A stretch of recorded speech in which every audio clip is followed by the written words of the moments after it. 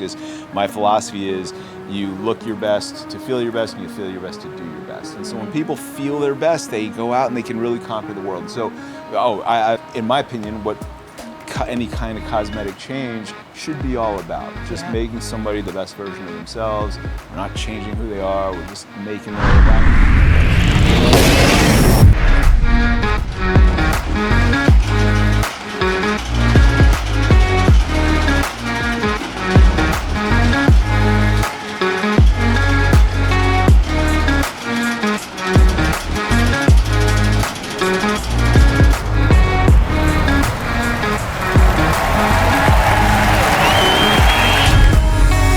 All right, everybody.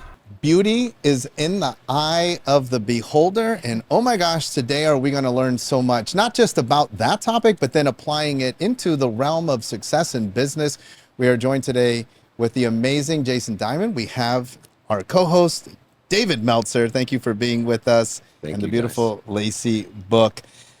Beauty is in the eye of the beholder. Let's start there. What says Dr. Diamond? Is that true?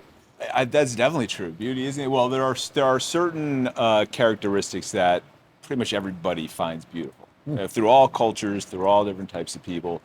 But there are big variations on those. But there's like a common thread of symmetry and balance that everybody, even animals and insects, find attractive for mates. But outside of that common thread, there's a whole bunch of variations with different cultures and different types of beauty ideals. Love it. I love that. It is very true too. I think that there is essence about somebody, and oftentimes it does come down to like the symmetry. They talk about the most beautiful people in the world, actually what they look like symmetrically, right? And how people perceive them. Yeah. But I want to ask you this question because there's a lot of talk on social media about beauty and this idea of what beauty is nowadays, and people changing the way that they look and making it, I guess, unattainable for certain individuals, and how it could be impacting our youth. Now, I think, though, that beauty impacts the person on an individualized level that might be necessary for them. But how do you feel being in that world and being in that industry that impacts our society as a whole? Well, we see these because of social media and the way in which it's so popular. We see these trends kind of come and go. Now, I don't particularly do trendy things in my practice, but there are certain trends that certain influential people will kind of propagate these certain things that they want to see, and the next thing you know, everybody's considering these things beautiful. For example, and again, I'm a facial specialist. I don't do any body work, but a few years ago, it was really popular for a lot of these influential people to get their buttocks augmented to ridiculous. What a polite way to say that. But you've seen big butts were in. I get it. But it was not like just a little. I mean, they were really overdoing it to quite an exaggerated degree, and that's what everybody in the world was sort of asking for. Again, not my patients as a facial specialist, but I know because I'm out there and I see these, and so these kind of things come and go based on influential people, and I think that's problematic because it's sort of like a whimsical kind of thing, and then the next thing you know, all these people are watching, and these young people can be easily influenced and want to do something that's probably not the best thing to do. So I think there are those kind of issues that you got to be careful with social media. I don't know if that answered your question. I sort of lost track. On the flip side, because I love what I love about you do is I know that it can be so impactful for an individual, right? And I'm sure that there's a lot of stories that you have helping people overcome some things that they see about them or other things that they've been dealing with, really impacting who they are at the core and their ability to show up in society and the world. So do you have any good stories that? Oh, yeah. So, it's been said that as a plastic surgeon, you're basically a psychiatrist with a knife. Yeah. Right? Like, we can do more for somebody's self-esteem than just about anything else can accomplish in the right situations. Right. And so, with the practice that I have, I've gotten really good at sort of cultivating the patients who are in there for the right reasons, right? And somebody who is self-conscious about something that might be holding them back, and just by little refinements, you can make somebody feel their best. And we have a saying in the practice. My philosophy is you look your best to feel your best, and you feel your best to do your best. And so when people feel their best, they go out and they can really conquer the world. So, I see 10, 15, 20 people a day where we're just refining little things to take away their insecurity. And the next thing you know, they're like on top of the world. I've got a million of those stories. I can't think of any one in particular. That's what our practice is, though. And that's what this, in my opinion, what any kind of cosmetic change should be all about. Just making somebody the best version of themselves. We're not changing who they are. We're just we're allowing them to be their best version of themselves. I love it. You know, there's a saying in the mindset coaching and training that I do that you'll never overachieve your own self-image. And so for what you do is a very instant and obvious way to improve upon somebody's self-image, to give them two skill sets that I think exponentially create success, fulfillment, passion, and even profitability in your life. One being comfortability, and two being confidence. By the way, I do want to thank Dr. Diamond for doing my nose. It's just kidding. I just ruined his practice. Taking credit for I've been waiting so long to say that. He did not do my nose. I'm just looking for a discount. Sorry. But I thought, he's like, holy shit, the guy just ruined my whole. I have 3 daughters and a wife, and when we go into a plastic surgeon, I'm like, dude, do not mess this up, or I'll tell the entire Newport Beach that you did my nose. The guy is like shaking when he's doing surgery. But thank you for the confidence builder. But to that end, self-image is so important, and being confident and comfortable. And people forget the comfort side of confidence. And so how do you explain that to someone that comes in and may want to do something that you feel may not actually increase their self-image? And I've seen women in my neighborhood, no offense to them, tell me, oh, I'm going to get this done. I'm like, why?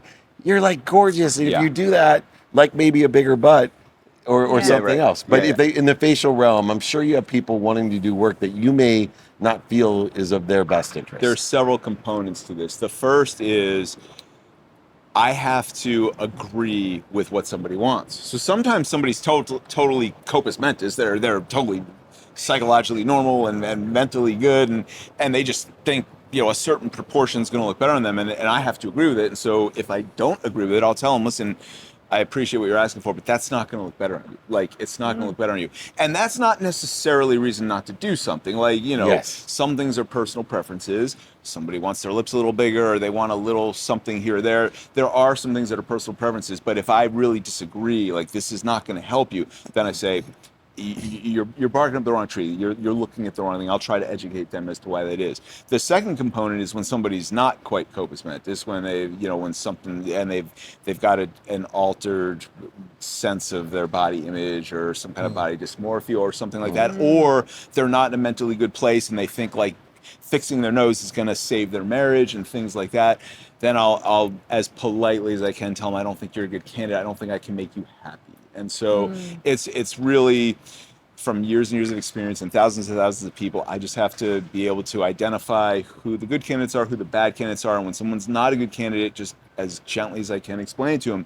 And that's a hard thing for me, because people come far and wide and they save up money oftentimes for years to come see me. And then, like, in those situations where, they've traveled from a different country and and then I tell them, I don't think it's good. It's a really hard position for me many times, but I've got to do the right thing. And so, I do the right thing when it's appropriate. Well, having people travel far and wide, having the reputation that you have is something that all service providers dream of. It's something that all service providers, regardless of the service, that's what you want. You want to be known as the best in the industry. I want to be the best plumber, the best roofer, the best physician. Plumber makes more than him, by the way. The best plumber. Yeah, there's a joke about a neurosurgeon who there's a joke about, like, someone in the middle of the night, they called their plumber, and the plumber came and fixed their broken pipe or something and charged them like $3,000, and the person was like, well, normally it's like $1,000. He goes, yeah, it's triple time in the middle of the night. And she's like, that you make more than my neurosurgeon. He goes, that's why I love neurosurgery, or something. To that effect. That's a joke. Something to that effect. Well, let's talk about your day job. I'm not a joke teller. Well, our audience, being in the service providing world, being entrepreneurs, trying to build that very model. Talk to us a little bit about that. Obviously, results matter. But then on the business side, what advice do you have for someone that wants to build a reputation, preserve their reputation? You know, we talk a lot about like one mistake can destroy years of Yeah, work in yeah. your reputation. Yeah. So how have you done that? And make a great episode of Botched. You know, that's a great question. And to this day, I am not a businessman. I'm not a good businessman. Like, I have people around me who are, but I am not. And the advice that I give people who are coming up is, you know, I'm very fortunate and blessed, and I so appreciate the reputation I've developed, and I'm very grateful to my patients, and I love my patients, I love my practice, and I believe I have the best practice in the entire world. I wouldn't trade it for anybody's. And I think, and just about anybody out there would trade to have what I have. And I'm so, again, fortunate, blessed. And that all came from me just doing the best job I can do every single time. I honestly, I don't think about the money. The reality is, I don't half the time even know what patients paid. Like, I have my people who I trust to do that. I just focus on getting the best result every time and not thinking about the money. And the advice I give to my kids is, you find some, and I love what I do. So my advice to my kids, who now I have a 16-year-old, and he wants to know how to make the most money possible, and how, you know, and I tell him, I said, the most important thing is you find what you love, and if you love it, you will want to put the hours in to be the best. And to be the best, you just got to put those hours in and just do the best job possible. And that's what I do. I don't think about the money, and it's just worked out that I've developed the reputation I have because of the results I get, and so the money sort of came on its own. Well, I think there's something to be said too about putting people first, and what you said about having people come in and wanting to do things that may not be right for them. Your ability to be honest with them and put them first and say, I can't do that for you because it's not the right thing for you.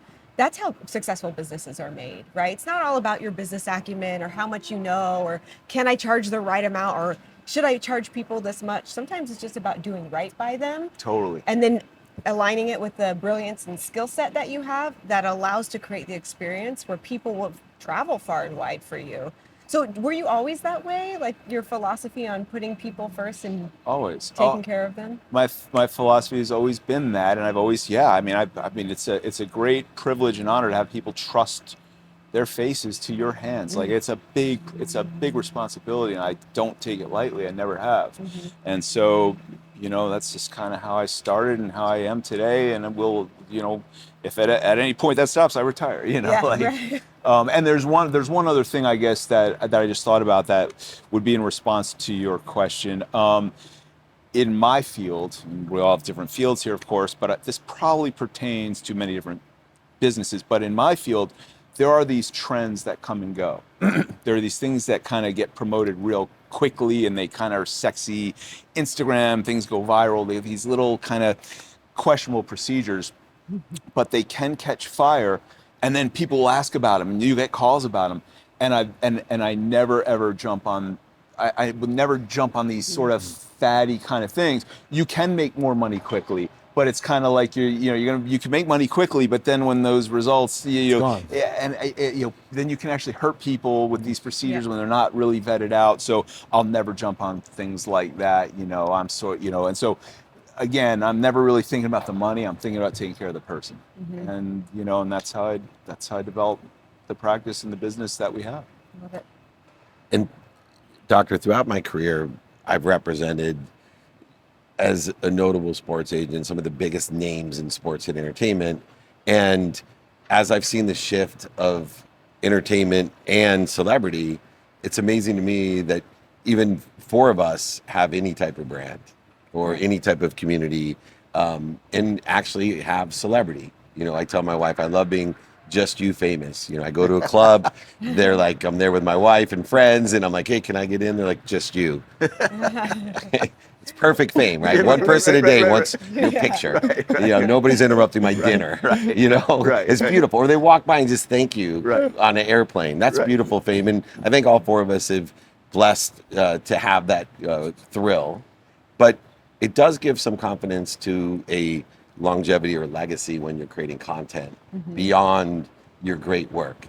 Like, you're actually capturing this value and advice, and it's getting out there. This podcast alone, I've learned like really cool things about plastic surgery and about what you do and how you run your business as a doctor, because doctors, unfortunately, I'm a recovering lawyer. They're terrible business people in general. That's right. Right? Totally. And yeah. so it's really, these are great lessons to learn. How important is the celebrity side to you? How do you deal with something? I promise you when you were in med school, that you were like me when I was in law school, and then when they were in med school, there's no way we were thinking about anybody would ever want to have an interview or take a picture with us. Yeah. Again, like you said, I find it fun. It's not overwhelming to me. I'm not, I don't have a million people asking me for pictures, but every now and then someone's like, "Oh, Dr. I saw you on this, and I love the results."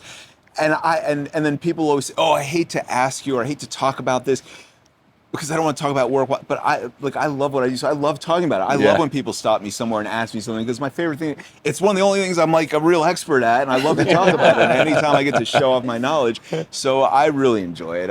Cool. It's fun for me. It's not in any way a burden. Yeah, that's beautiful. Just in wrapping up, 2 questions. Number one. For people that you see, is there anything just in general that you would say to all of us humans that we should be doing, or we could be doing, that maybe would almost, let's say, replace, that we could, it would stop us from ending up in your consult with this big thing? If we had just done something differently earlier in life, what would that advice be? Well, the simplest thing would be get on a good skincare regimen, and I've created this amazing skincare line to help people with that, which is one of the most common things that I do for myself, because that stuff works and is preventative. If you've gone too far past, if you haven't taken care of your skin is at the most basic level, then you might need a little extra help. But if you start that kind of thing early, you can really maintain a youthful appearance for a long period of time. Okay, we'll tell the audience. How can we access How this? do we get this? Where do we buy this stuff? I need to buy that. Me too. Is it too late, first of all? Yeah, look at I know it's too late for my nose. But what about my skin? Is it too late for Dave, first of all? No, it's not too late. We can get So where do we get this? We need this. It's called Dr. Diamond's Medicine. That's METACINE medicine.com. Cool. Dr. Diamond's Medicine, METACINE.com. Yep. I'm going there. Me too. Are you going there? Too. And the name of the name of the line is Dr. Diamond's Medicine, and there's we have what's called the Instafacial Collection. It's a very advanced combination of products that are used together. We launched this a year and a half ago, and this stuff really has changed people's lives, and it's amazing. And we've got other things in the pipeline, but it's awesome. So the foundation is taking care of our skin. Yes. If we did that, maybe later on we wouldn't be trying to do all these other things, because we botched it up earlier. We could talk for 2 days about your question, but that's the most basic. Love that. Answer. Second question. Yep. Why is it then, and how do you feel that a lot of people, if we come to you and we get some work done and it helps my self-confidence, why do you think that it's this weird taboo? I try to hide it, because then people will say, "Hey, did you get work done?" Yeah. It's all over, like, "Hey, did this celebrity get work done?" Why is it like, why wouldn't they just say, "Yes, I did"? I guess I think the reason is maybe some people would feel like people would look at them as if they were cheating somehow, cheating in some way. But my answer to that, I get my hair cut. That's not cheating? And guess what? Right. And guess what? How many hundreds of millions of people are in a gym right now to get a six-pack? Right. Well, you can't exercise away certain features of your face. Right. If you could, there are people in the gym right now. Some are there for health reasons, but guess what? Most are there to get that six-pack or their muscles the way they want for cosmetic purposes. And no one looks at that as if it's a problem. People honor that and respect it. And I feel that taking care of something that you are self-conscious about, I think it's a very nice endeavor, and I think that it's an honorable endeavor to be able to take care of that for people, and I don't see anything wrong with it. Plus, nobody's on Ozempic, but there's a shortage. Right. I'm still trying to figure that one out. Well, and maybe really it's not. Drew Carey looks great, but I have no idea why. It's not beauty is in the eye of the beholder. It's beauty is in the eye of the holder, right? That's right. Really, the there you reality go. of That's it right. is it's me and how I view myself and how I feel about myself. 100%. So Well, you're just lucky. Switch that up. 100%. So oftentimes people will come in, and especially in the celebrity realm, but I would imagine this even would occur with, say, older adults or younger adults with maybe their parents even. And sometimes there's a third person that's kind of speaking on behalf of Some the patient. representative, like an agent. A representative could be, an agent, casting director, Yes. parent. How do you guys view that and handle that? Yeah, we see that a lot, actually. I have I'm fortunate to take care of a lot of, public-facing figures, forward-facing faces, and oftentimes some of them are young. They're just starting. Careers are just getting started, and they'll have their agents with them or their managers, and their manager will be talking, saying, "We need her nose to look like this, or we need her," and they're like, "Hold on a sec. Like, this is the patient's the patient, and what they want is what's really most important." So we have a way of being very polite, nice, and I let the manager talk, but then I really listen to what the person in the chair is saying. You're an advocate for them. Yeah. That's important. Yeah, totally. Very important. Yeah. Well, thank you so much for It's sharing my with pleasure. us. It's fun. Dr. Thank you. Diamonds Metacine, Metacine. I'm going there Yep. right Me away. too. Dave's It's a going good there present right for away. me, buddy. Yep. Yep. I'm going to get Julie some too. Yeah. Julie, you got some coming from me. Thank you so much, Dr. Diamond. And thank all of you for spending this time with us. We hope that you learned a little bit about yourself, your beauty, but also about your business. Do your absolute best work, and the rest will take care of itself.